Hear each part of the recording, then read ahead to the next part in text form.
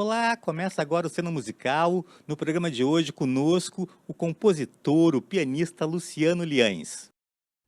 Tocar uma música agora, que eu fiz durante a pandemia, Put Your Hand in Mine, em parceria com Tom Rell, grande pianista lá de New Orleans. Uma música que fala de esperança e é mais ou menos assim.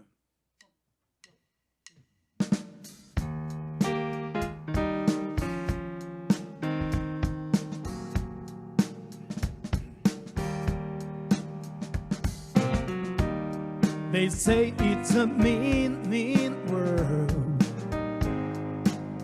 Did you ever get blue? And we can do better than sit and wait. Life is now, we'll find a way. I know sometimes it hurts, there's no place to go. Let it flow. Talk to me, you're not to blame. We win this game, yes we will. Put your hand in mine. Give yourself some time. Put your hand in mine. Be yourself, don't hide your sparkling soul. Sparkling soul.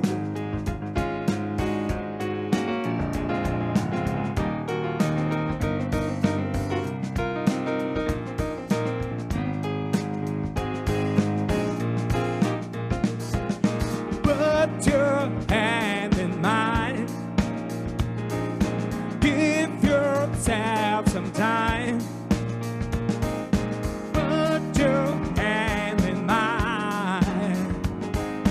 Be yourself, don't hide your sparkling soul. Your sparkling soul. Put your hand in mine, and everything will be alright.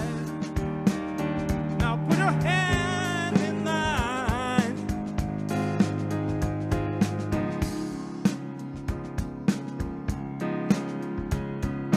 Put your hand in mine. The world is upside down, and we can turn it around. Funky, what's lost will be found, and we can turn it round. Yeah, I'll never let you down. I'll never let you down. They say it's a mean, mean world. Did you ever get the blues?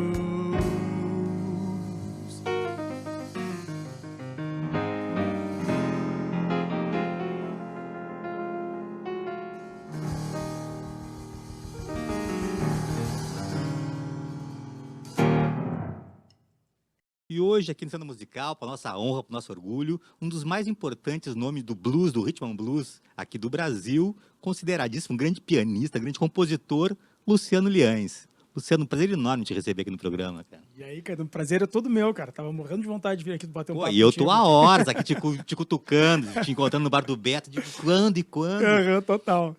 Luciano na fina companhia de Rony Martinez na bateria, queridaço, legal. Prazerzão. Valeu. Obrigado. Dá para escutar de máscara? Dá pra escutar. Beleza, dá pra então escutar. vamos lá. Todos os cuidados, nós estamos numa distância também aqui, bastante tranquilo. segura. Luciano, quero saber um pouco da tua história, do início da tua história. Sei que tu começou a tocar piano muito cedo, poxa, sei lá, 5, 6 anos de idade, né? Queria que tu falasse um pouco desse início. Cara, eu comecei a tocar piano, eu acho que o começo de tudo foi na casa da minha avó, que tinha um piano lá na casa da minha avó. Meus dois tios tocavam, o tio Ivan e o tio Laquito. Porto Alegre, isso? Porto Alegre. É ali na Fernandes Vieira. E daí, cara, como eu passava muito tempo na casa da avó, porque o pai e a mãe trabalhavam o dia inteiro, eu ficava lá. Além de brincar ali com a avó, quando tinha uns 6, 7 anos, meus tios às vezes estavam lá e daí uma das brincadeiras era tocar piano, né? Só que meus tios eram mais da música erudita. Um deles lia muito bem partitura, o outro sabia ler partitura, mas também tocava muito de ouvido. Esse é o tio Laquito. E esse foi... Ele começava a me ensinar a tocar músicas que hoje em dia eu sei que são extremamente difíceis, mas ele fazia como uma brincadeira. Então ele me ensinava, eu ia aprendendo aqueles sons e, cara, tocar piano passou a ser uma das minhas coisas preferidas. Eu desenhava muito, gostava de desenhar e de tocar piano. E ali tudo começou, né? Eu acho que foi uma iniciação musical, assim, vamos dizer. Mas depois disso teve um estudo formal também ou foi assim com os parentes mesmo dando... Cara, eu sempre digo que a minha formação musical, tipo, é óbvio, depois de muito tempo, alguns professores, grandes mestres me falaram, tipo, um deles foi o Paulo Dorfman, que falou, cara, tu fala que tu nunca estudou, mas tu estudava todo dia, né? São formas diferentes de estudar, né? Sem dúvida. E eu sempre digo que eu aprendi muito de ouvido, a galera fala que eu sou autodidata porque eu aprendi sozinho, e realmente, eu aprendi a tocar blues e rhythm and blues e soul, e foi através dessa linguagem que eu desenvolvi a minha musicalidade e a minha habilidade no piano, né? E também a sensibilidade ao tocar o piano. Mas também aprendi muito com os músicos que eu toco, com o Rony, né? Com o Edu, com a galera que eu toquei ao longo da minha carreira inteira. Em alguns momentos eu achei importante procurar o estudo mais formal. Tipo, eu considerava que tinha sido um total desastre, por minha culpa, não por culpa dos professores, mas depois de um tempo eu vi como aquilo foi importante, como aquilo me deu uma base para eu desenvolver coisas que depois, novas evoluções dentro dessas linguagens e também descobrir novos estilos, novos ritmos, me conectar mais com a nossa música aqui brasileira também. Por exemplo, a primeira coisa que eu fiz foi falar para mim, cara, vai lá no conservatório do americano. E por coincidência, eu fui fazer aula com a Annie Schneider, que é uma das maiores organistas do mundo, né? Ela organista de primeira, assim. E, cara, ela me ensinou várias coisas, tipo exercícios e tudo mais, que no primeiro momento eu achei que eu não tinha aprendido, mas meses depois eu me dei conta que a minha forma de tocar, a minha habilidade de tocar piano, dentro dos estilos que eu tocava, tinha evoluído por causa daquelas aulas que eu fiz com ela. Depois fazer aula com o Paulo Dorfman, ele falou, cara, tu tem que aprender o que tu está tocando. Tipo, eu tinha lá meus 23, 24, 25 anos e eu não sabia o nome das extensões dos acordes que eu tocava. E daí ele falou, cara, ele me deu os livros do Tom Jobim, aquele do Shediac, né, com as músicas do Tom Jobim. Ele falou, vai aprender o nome desses acordes aí, cara. E foi fundamental não só para eu entender o que eu estava fazendo, mas também para ter essa iniciação mais profunda na parte de tocar música brasileira, né, de entender, por mais que eu não toque a música propriamente brasileira, quando eu fui lá para fora eu percebi que as pessoas identificavam uma forma de tocar uma linguagem que era diferente, com certeza por causa do background de onde eu nasci, de onde eu vim, né? Quando eu apresentei o Luciano, eu falei agora que é um dos mais importantes nomes do blues do Brasil, mas eu quero fazer uma ressalva, um dos mais importantes nomes do blues, inclusive do planeta Terra, né, cara? Porque é um dos grandes ícones da música, que é não o Chuck Berry, mas o pianista dele, né, o Bob Lord, foi um cara que falou que te ouvindo tocar, diz que tu é um dos mais expressivos expoentes da música, pelo menos da música feita em New Orleans. Isso é um elogio e tanto, né, cara? Nossa, cara, isso aí. Eu sempre digo, o músico, ele é, pelo menos assim, da minha parte, muitos amigos que eu converso, a gente é inseguro a maior parte do tempo, né? A gente precisa... Não é uma aprovação, assim, não é um lance do ego, mas é uma aprovação de saber que a gente está no caminho certo, né? Então, assim, tem aquele dia que tu acorda e tu acha que tá tocando bem, eu digo assim, que 2 horas depois já acho que eu não estou tocando nada. E quando pessoas como Bob Lord, imagina o cara com 15 anos, Chuck Berry, falam uma frase dessa, assim, a gente tem que guardar para quando está nesses momentos de segurança, dar uma lida lá e lembrar um pouco. Triste mesmo. Total. Isso é muito importante, assim, eu acho essa aprovação da galera que faz esse tipo de som, né? E eu acho que de músicos em geral, eu acho muito... A gente tem que ser positivo, eu acho, na música, né? Eu vejo que a gente não pode perder tempo criticando, né? Eu acho que toda música que é feita de coração e de verdade é válida. E a gente não pode... Quanto mais velho eu vou ficando, mais eu penso assim, cara, gostei disso. E se eu não gostei de algo, eu procuro pensar que eu não entendi aquilo ali, na verdade. Né? Porque se alguém está fazendo aquilo de coração e de verdade, ali tem alguma coisa a ser aprendida e alguma coisa que eu não entendi, que eu tenho que evoluir para conseguir entender aquele estilo, aquela forma de tocar, né? Perfeito. Luciano na fina companhia de Rony Martins nas baterias, nas baquetas. Querido Caetano. Rony. Aí, Pô, Rony, já falei contigo tocando com só todo mundo, né? Não, algumas pessoas, né? Alguns grandes amigos, né? Não, acho que o Giovanni Berti te bate, né? Se tocar com todo mundo. Não, é um pega aparelho, vocês dois. Giovanni além de um grande amigo e um excelente músico, não dá para concorrer, velho. Como é que foi o início? Deixa eu só Foi- interromper. Eu falei ontem com ele, tipo, daí eles vão tocar junto ainda. Podem esperar. Ah, é? Ah, não, mesmo? sim, sim, sim. Olha aí, ó. A gente tem essa ideia de trazer. O Duó já fez com a gente, lá na Angela Flack, uma vez, lá na sala jazz. Sim, que legal. Ele estava por lá, fez com a gente. Foi um espetáculo, velho. Um espetáculo. Agora, Giovanni, vamos trazer ele. Vamos lá. São uns queridos. Oh, Me diga, conta um velho. pouquinho teu início musical de formação. Sempre foi a bateria mesmo? Cara, olha só, eu em Rio Grande, antes de começar a tocar batera, eu estudei piano. Tu é a papareia? Eu sou papareio. Olha aí. Eu estudei piano na época, eu era bem pequeno, nem me lembro a idade. E depois estudei um pouco de violão. Não toco absolutamente nada dos dois hoje. Talvez um pouquinho melhor, um pouco mais de violão. E comecei a fazer umas aulas com o James esse ano. Mas, Áudio, cara, professor, ei, mas não James passei, Liberato. não passei da segunda aula, cara, por falta de tempo, na verdade, em função de muita correria. E eu sou um péssimo aluno, né? Me retrato aqui com o James. Mas eu vou voltar a estudar e vou provar para ele que eu consigo. Mas, enfim, depois disso, cara, eu sempre tive essa loucura com a coisa da percussão, né? Com batera desde pequeno. Esses dias aí, fazendo uma live com os amigos lá de Rio Grande, que vão escrever um livro sobre a cena de Rio Grande da metade dos anos 80, né? O Guilherme Cury e o Fábio Tella, que o Fábio é um batera lá de Pelotas, os dois professores universitários, o Giga Cury é um músico lá de Rio Grande que morou na Irlanda, né, compositor, né, violonista, cantor, e eles os dois são professores universitários voltados para essa onda cultural também. Então, conversando com eles, ainda me disse assim, me lembrava, cara, deu num restaurante pequenininho com meus pais, assim, parado na frente de uma batera prateada, assim, ó, vidrado. Então, aquilo já era, cara... Então, a formação de violão, de piano, que foi pouca e tudo, isso foi musicalização, né? Sem dúvida. Mas a jogada de... Aí fui para a escola de samba, fui para a banda marcial, essas coisas que a gente começa... Né? Eu corria atrás da banda do Lemos Júnior, em Rio Grande, não podia ver, a banda que eu enlouquecia. Então, já tinha essa... De pequeno, Caetano.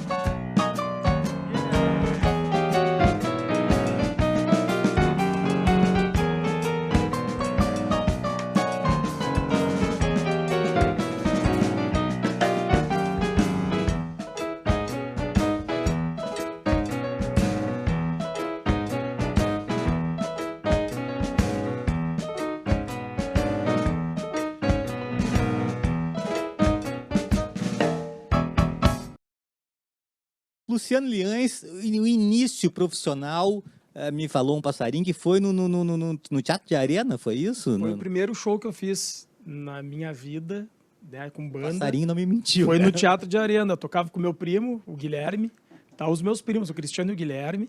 E daí tinha 2 irmãos também. Tipo, cara, a banda girou bastante, sim. Mas era uma banda que era Big Bang, o nome da banda.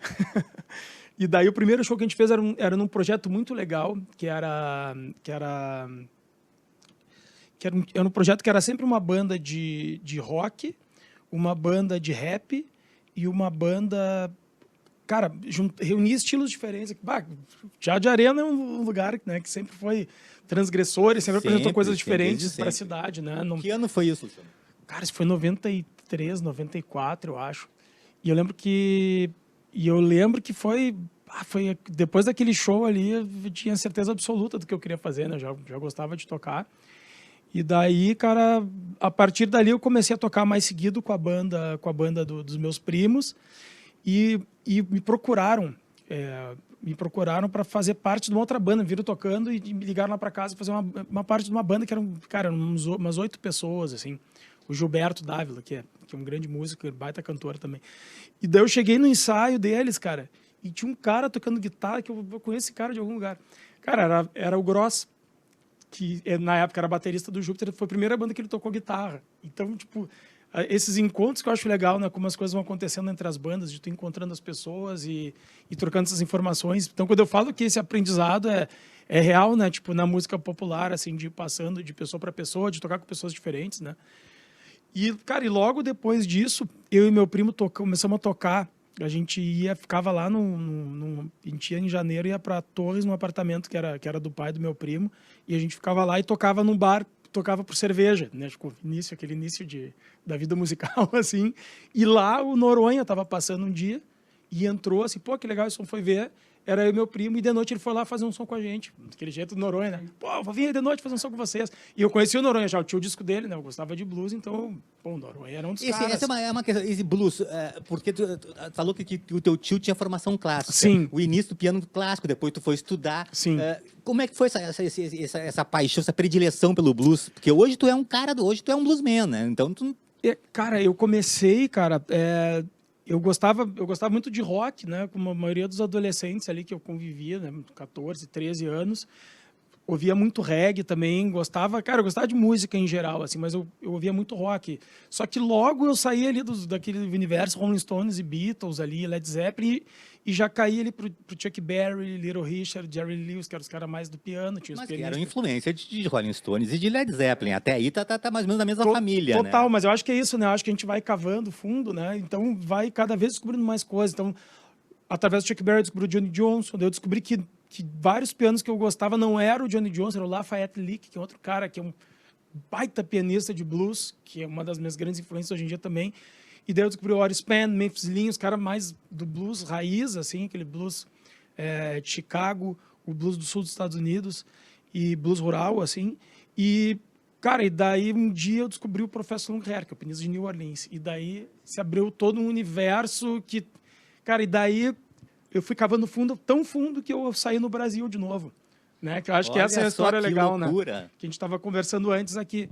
Porque tu começa a ver ali a música de New Orleans, não é só blues, né? Eles nem... Cara, eu acho legal porque eles falam que é um grande gamble musical. O gamble deles é a nossa feijoada. A gente vê que, culturalmente, tanto a música, né, quanto a gastronomia, qualquer... Cara, tudo é parecido porque tem essa origem da diáspora africana. E tu vai cavando fundo. Tu vê que o século lá de New Orleans lembra maracatu. Né? Daqui a pouco tu vê que a maneira que influencia lá o jazz, influencia também aqui o tango, o machixe. Milonga, né? Cara, milonga. Então, assim, cara, eu acho que o grande aprendizado dessa história toda é que tudo acaba sendo a mesma coisa, sendo música, né? A gente querer rotular e querer botar numa caixinha, a gente acaba perdendo muita informação, né? E uma das partes mais bonitas da música, que é não ter preconceito e estar aberto para, enfim, para usar ingredientes diferentes e experimentar coisas diferentes, né?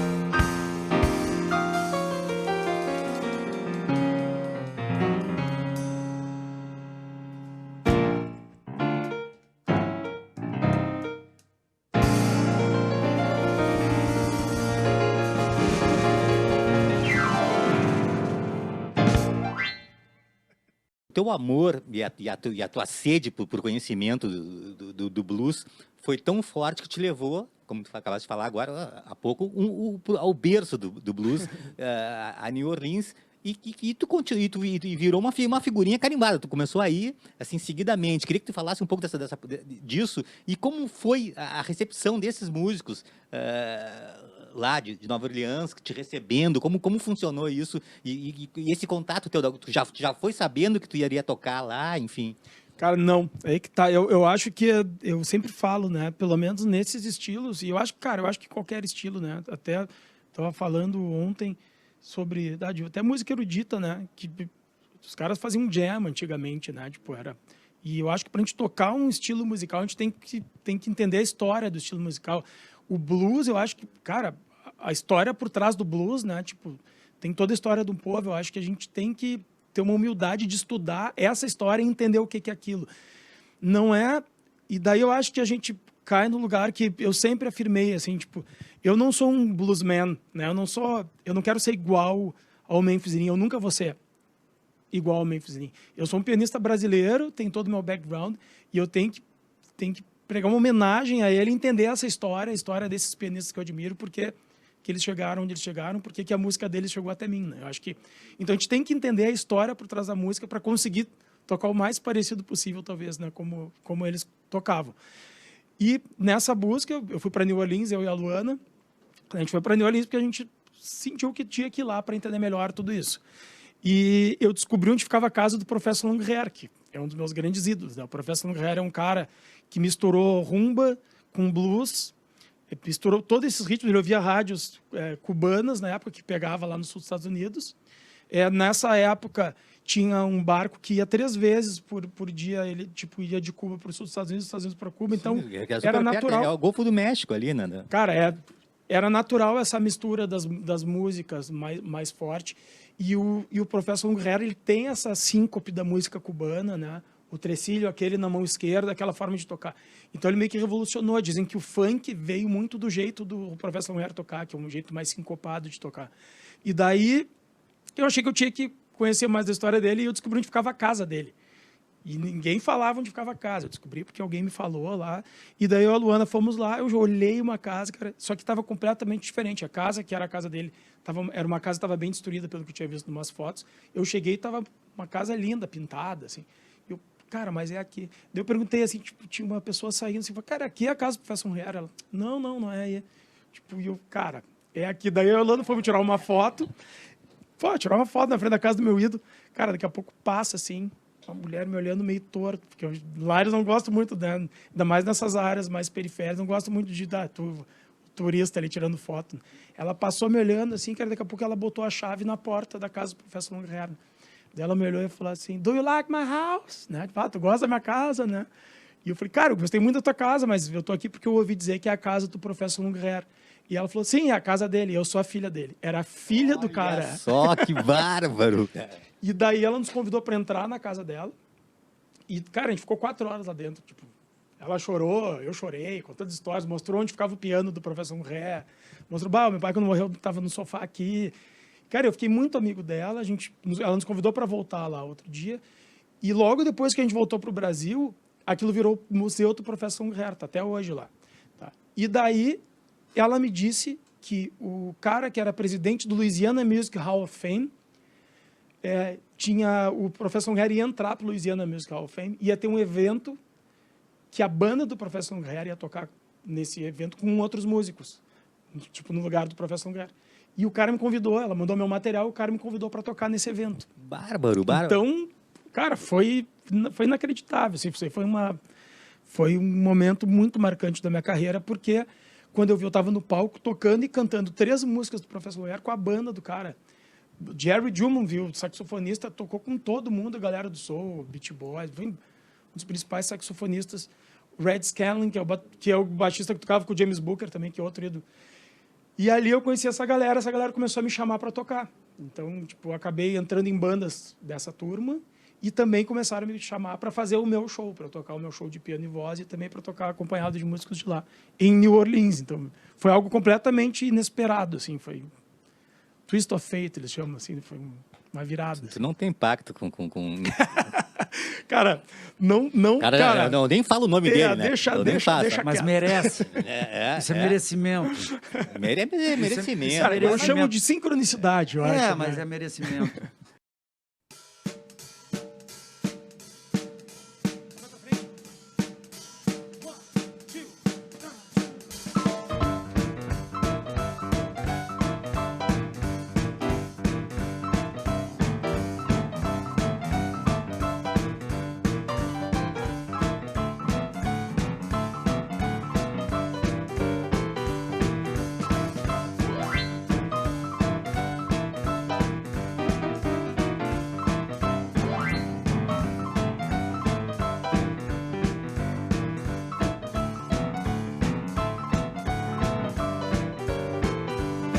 I'm gonna leave this town before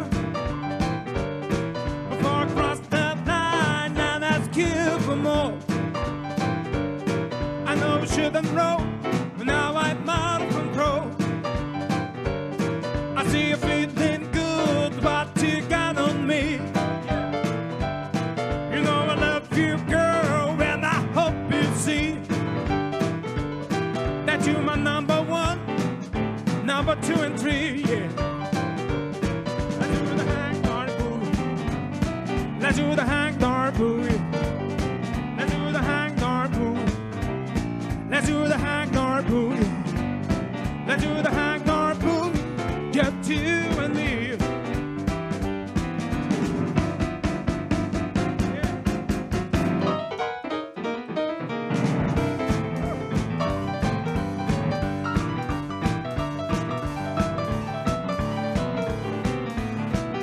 Vai baixo.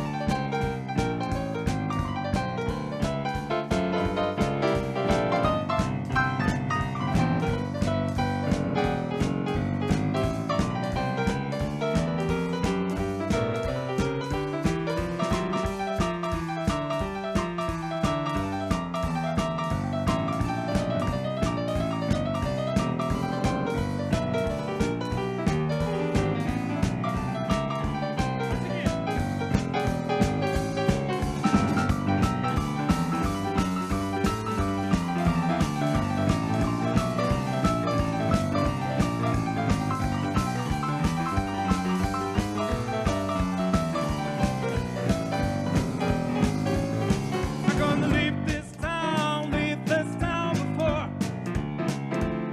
before I cross the line, and that's cute for more.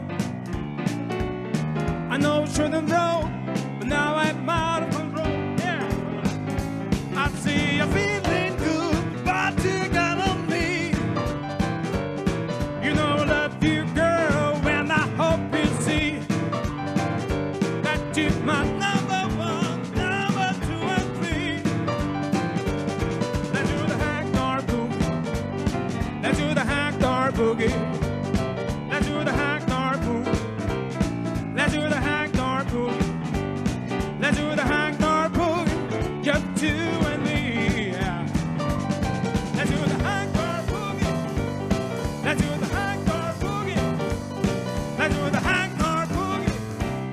Let's do the hang dog boogie. Let's do the hang dog boogie. Just you and me. All right.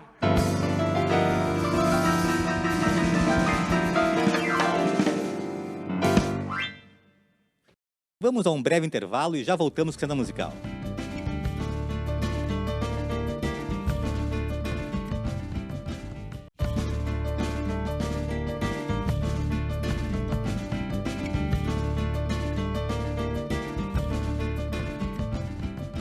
Estamos voltando com a cena musical e hoje conosco o compositor e pianista Luciano Liães.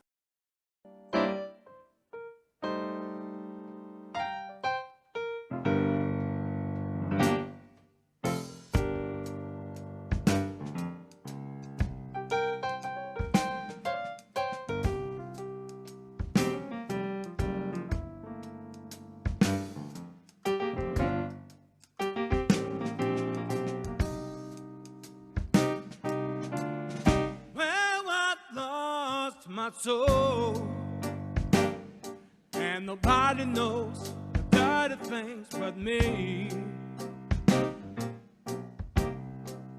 When I cross the line, I can put the blame on my bad company.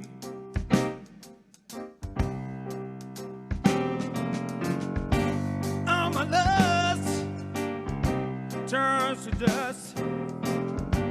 Only words ain't enough. I want to fly somewhere far away from here, far away from myself. I don't want to be alone with me. I'm a sinner, not the saint.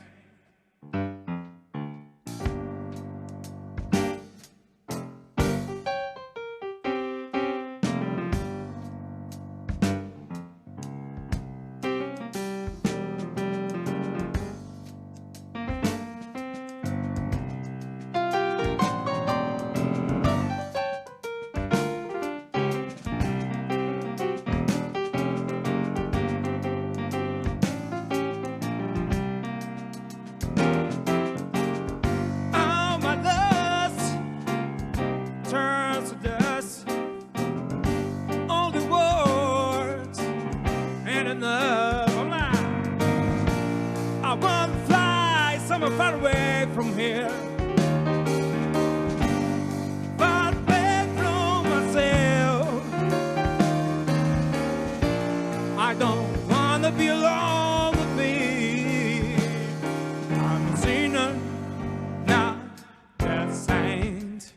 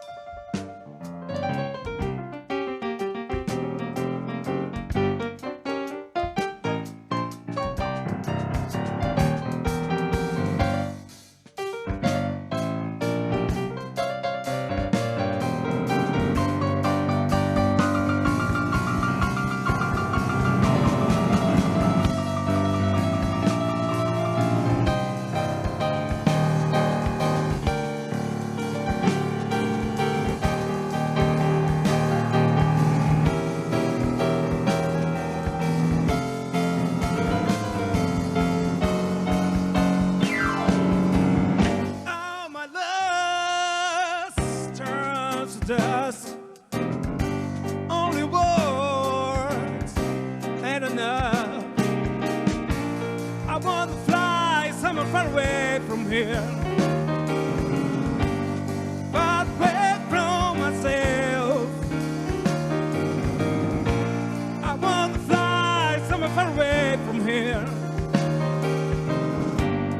far away from myself.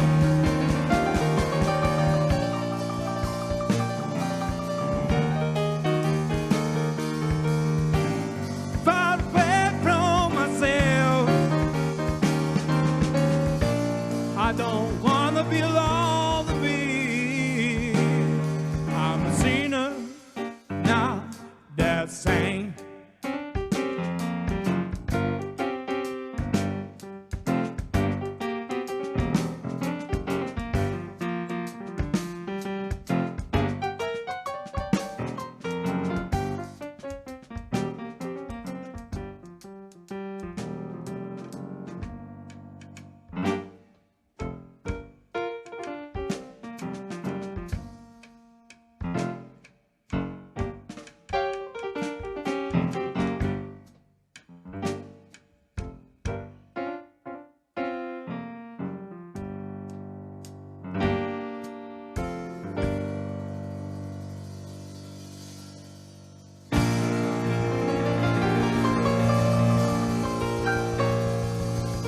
Sinner, not a saint.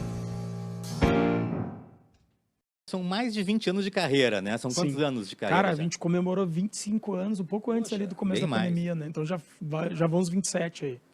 Então eu quero saber primeiro sobre o teu disco gravado, que foi lançado aqui em 2015, 2016. Dezembro de 2015. E depois eu quero saber se tem alguma... Hoje em dia não existe nem loja de disco. Eu não sei bem verdade. direito para que fazer um disco, mas eu acho tão importante ter um disco. Não, Então, eu acho também. Eu acho, a gente está preparando agora um disco que a gente vai lançar no começo do ano que vem. E eu ainda tenho essa visão, né? Eu acho que eu tenho planos de no ano que vem, depois de lançar o disco, lançar alguns singles, mas eu não vejo, eu acho que para mim, pelo menos, quando eu gravo músicas e eu lanço um disco, tem que fazer algum sentido aquilo ali, sabe? Eu acho que é interessantíssimo tu contar alguma história, né? As músicas terem alguma relação entre elas, né? Eu acho que faz parte do processo artístico não fazer uma música de cada vez pensando no resultado que ela vai ter, mas fazer por uma necessidade tua de botar aquela música para fora. Normalmente a música sai por algum motivo, que às vezes a gente leva anos para descobrir. Tem músicas que eu estou descobrindo agora, por que elas estão no meu primeiro disco. O primeiro disco foi um apanhado geral. Tem música ali que eu fiz quando eu tinha 20 anos. Tem música... Power of Love. Power of Love, é. Tipo, a música que dá nome ao disco, Power of Love, eu tinha acabado, já a gente estava começando a mixar e saiu essa música. E daí a gente entrou no estúdio e gravou.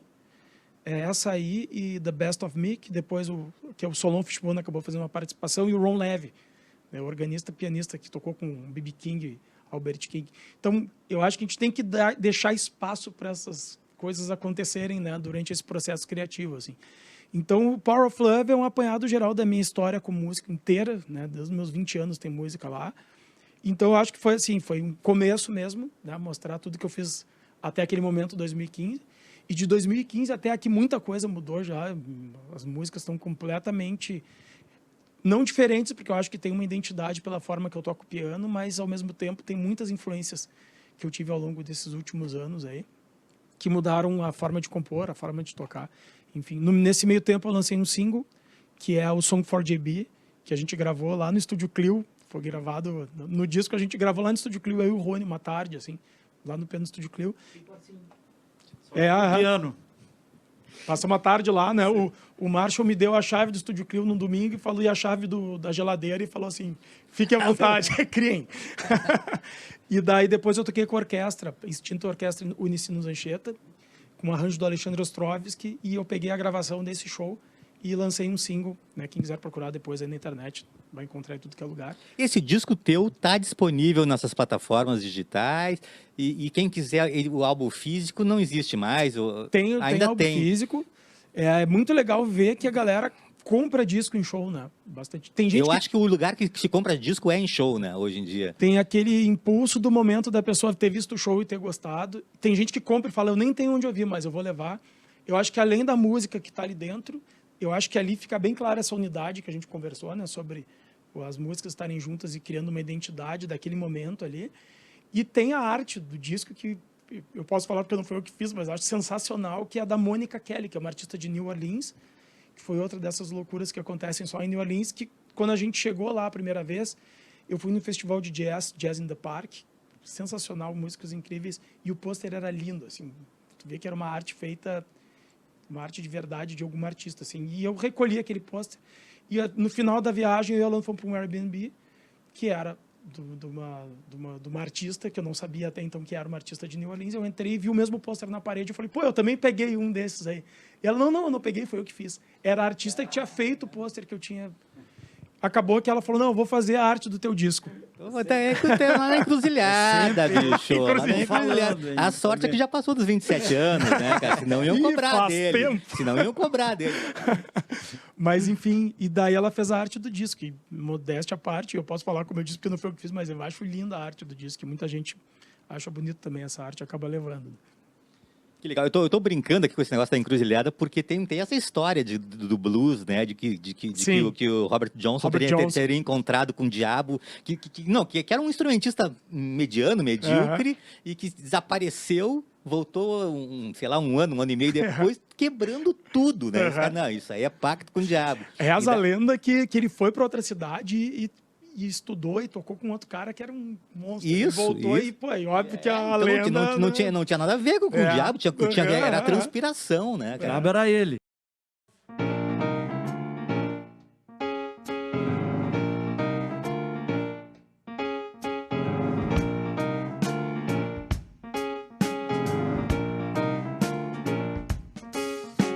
you don't know by now, I won't squeeze you since I met you, girl.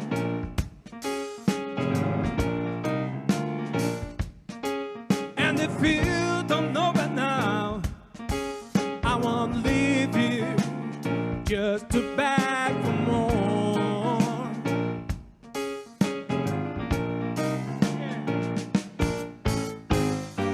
Maybe we should be just friends.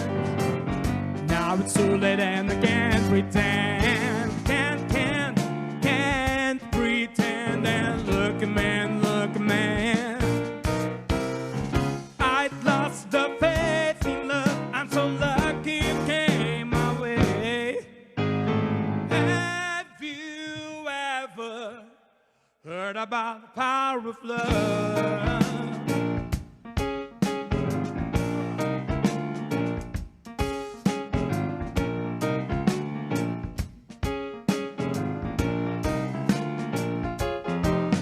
And if you don't know by now, I wanna be with you till the end of time.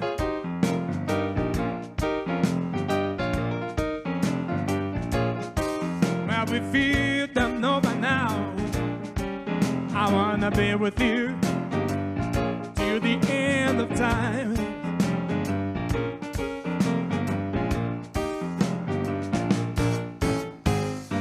Baby, we should be just friends. Now it's too late and I can't pretend. Can't pretend. And look at man, look at man. I'd lost the faith in love. I'm so lucky it came my way.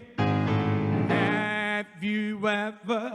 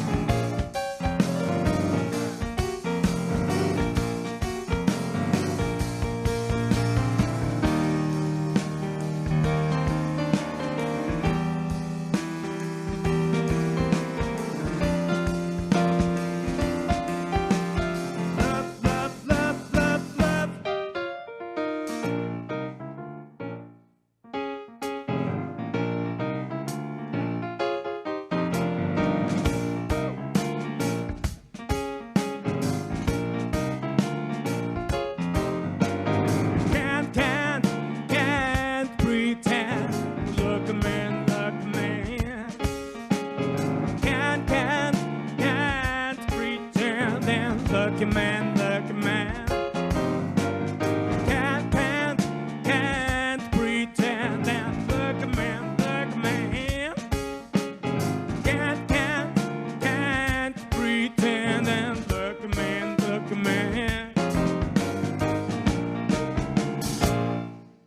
O samba, por exemplo, se diz, né, que pelo telefone foi o primeiro samba gravado. Sim. Se diz que na bossa nova Chega de Saudade foi o primeiro. Né? O blues tem o primeiro blues? Cara, tem o St. Louis Blues, né? Só que daí você tem a primeira partitura, né? Porque não se gravava, né? O blues, cara, tipo, o princípio de tudo é os work songs, né? Que os escravizados iam trabalhar e cantavam as músicas dele. Então, Aquelas cara, músicas de trabalho. é música, cara, é música africana, né? Tipo, é o pouco que da herança que deixaram, né?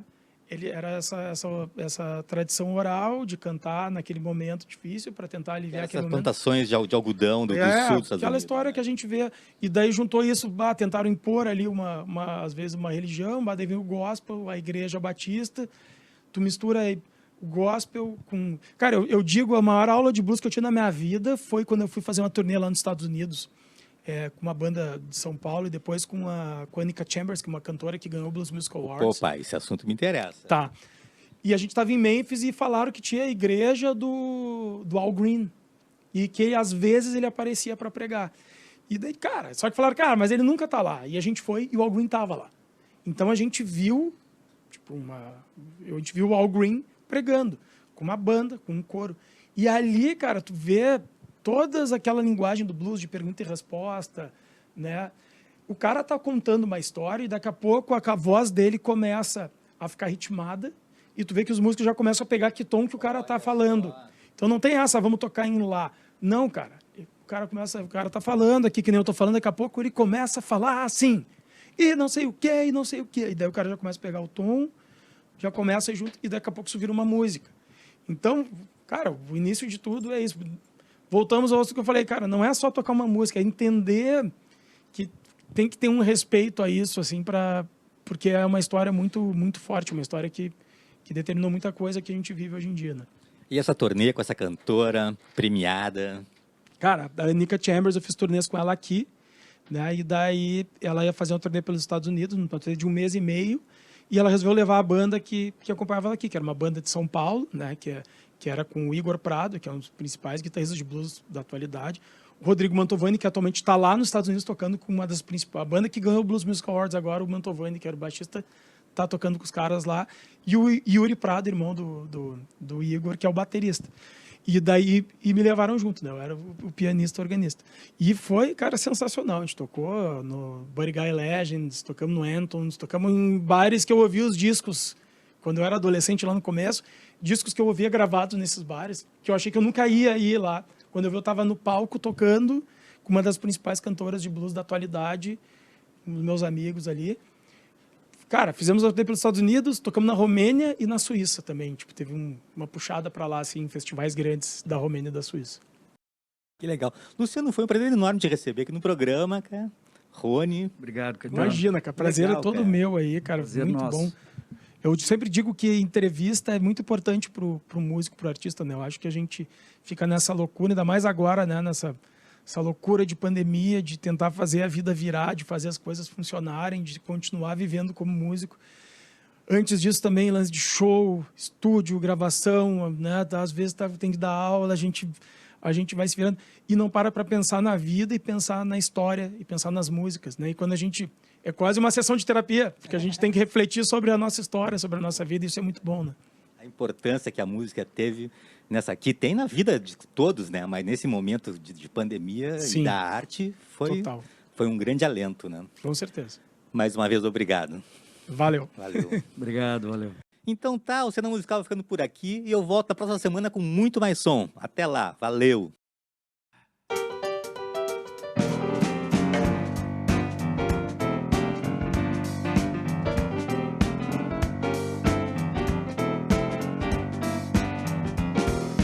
Play the song the way you want. Sing the words that make it strong. Be yourself and sing along. When the voice is never wrong. Shake, shake, dance, let the good times roll. Let's say it's paradise, where there ain't right or wrong. Just one way, the way you choose. You always win, you never lose. Yeah.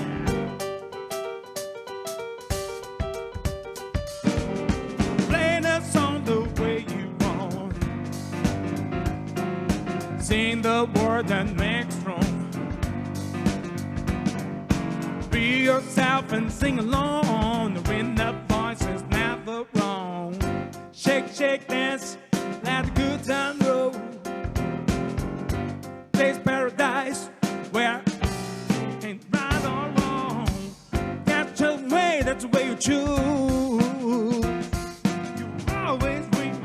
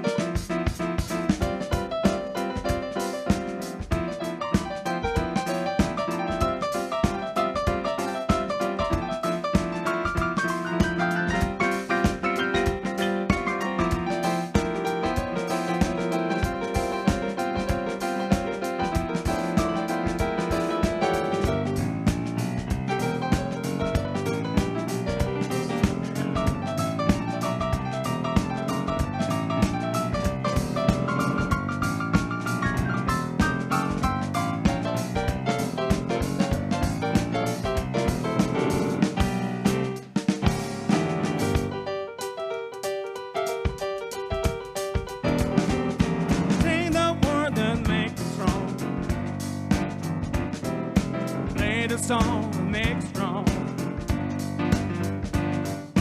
Be yourself and sing along when the voice is never wrong.